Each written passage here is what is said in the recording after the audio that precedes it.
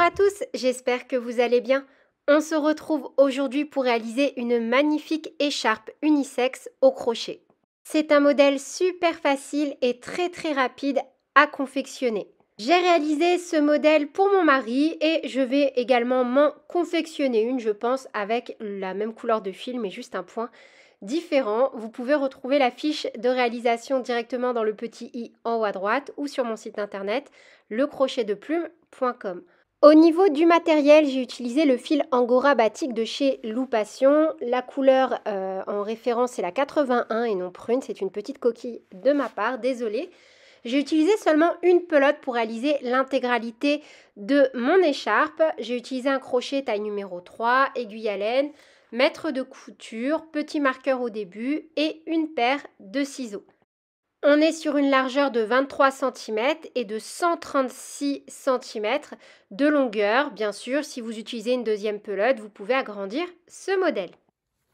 Pour réaliser ce tutoriel, je vais utiliser le fil Angora Batik de chez Loupation ainsi qu'un crochet taille numéro 3.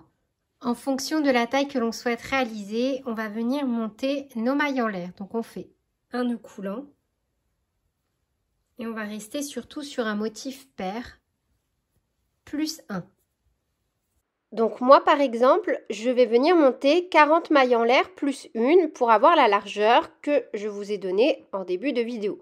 Si vous souhaitez une largeur plus petite, vous retirez par 2 le nombre de mailles en l'air. Et à l'inverse, si vous voulez une largeur plus conséquente, vous augmentez par 2. En revanche, sachez que si vous augmentez la largeur, forcément, vous n'aurez certainement pas assez d'une pelote pour venir réaliser la même longueur d'écharpe que celle que je vous propose. Une fois que vous avez votre nombre de mailles en l'air, donc pour ma part 40, une maille en l'air supplémentaire, un jeté, on pique dans la deuxième maille à partir du crochet, donc pas la maille en l'air que l'on vient de faire, mais la deuxième, un jeté et on vient réaliser dans cette maille 2 demi-brides. Donc une demi-bride et vous pouvez, si vous le souhaitez, venir mettre un petit marqueur au début de chaque nouveau rang.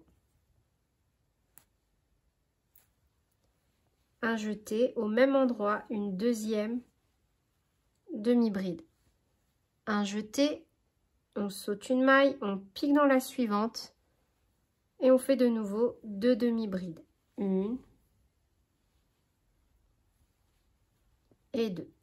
Et on va répéter ça sur tout le rang. Un jeté, on saute une maille, on pique dans la suivante, 2 demi-brides. Une et 2. Un jeté, on saute une maille, on pique dans la suivante, 2 demi-brides. Une et 2. Un jeté, on saute une maille, on pique dans la suivante, 2 demi-brides. Une et 2. Un jeté, on saute une maille, on pique dans la suivante, 2 demi-brides.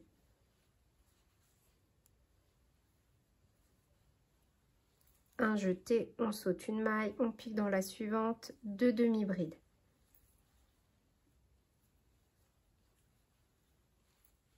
Et on termine donc par un jeté, on saute une maille, on pique dans la dernière, 2 demi-brides. Une et 2. Pour le rang numéro 2, on va le répéter jusqu'à la fin, jusqu'à avoir la longueur que l'on souhaite.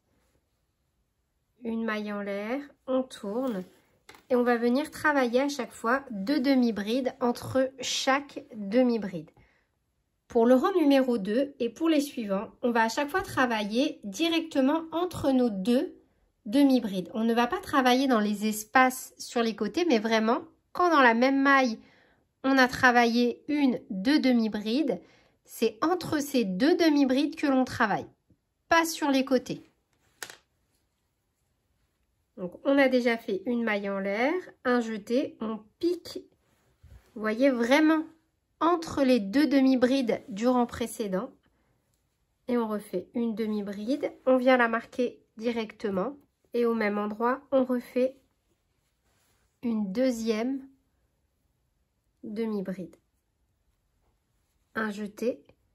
Donc de nouveau, on ne travaille pas ici, on travaille vraiment entre nos deux demi-brides. Et on refait 2 demi-brides. 1,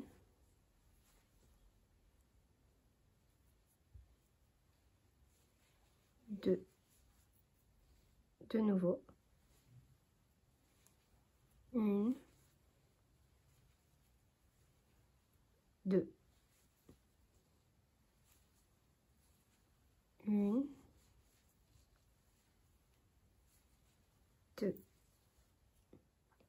Un jeté.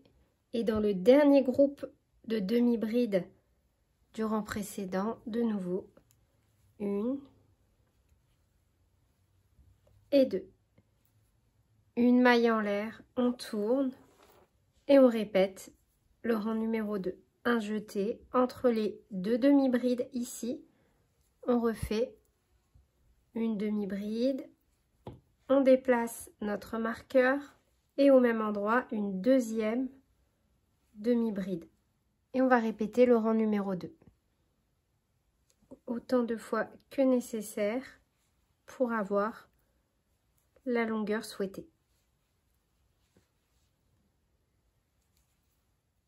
Au fur et à mesure que vous allez monter donc dans votre ouvrage, vous allez voir sur le côté une petite bordure se dessiner. C'est vraiment super joli, je trouve. Ça vient naturellement finir le design de votre petite écharpe.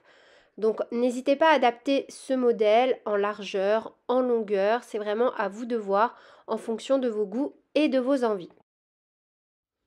Donc là, moi, j'ai simplement été jusqu'au bout de ma pelote sans me poser de questions. Vous voyez, il ne me reste plus que ça à la fin. Donc, je viens faire une maille en l'air, c'est fait, on coupe. Et on viendra donc cacher nos 2 extrémités de fil. Vous pouvez après garder un peu plus de fil, faire des petites franges et tout. C'est vraiment à vous de voir en fonction de vos goûts, de vos envies. Moi, honnêtement, j'ai fait une écharpe pour 2 raisons.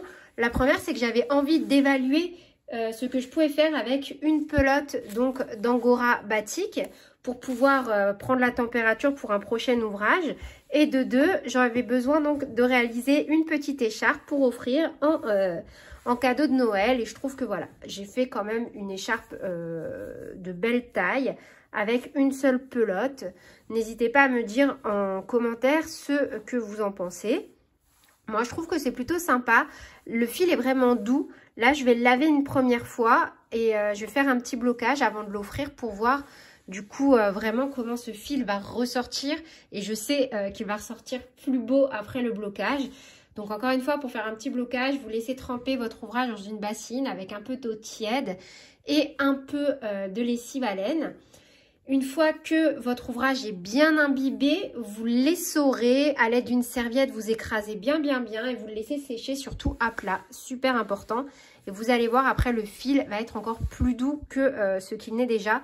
Là honnêtement déjà c'est très doux, le fil ne pique pas. Moi j'aime vraiment beaucoup ce rendu moelleux. Donc moi je trouve que cette écharpe c'est vraiment un cadeau super sympa pour soi ou pour offrir. Vous faites comme vous voulez. Et moi, ça m'a permis, encore une fois, de prendre la température pour venir vous faire un nouvel ouvrage. Donc, pourquoi pas un pull, une veste, n'hésitez pas à me le dire en commentaire. Sur ce, je vous fais plein de bisous. Prenez bien soin de vous et à très bientôt pour de nouveaux tutoriels. Salut!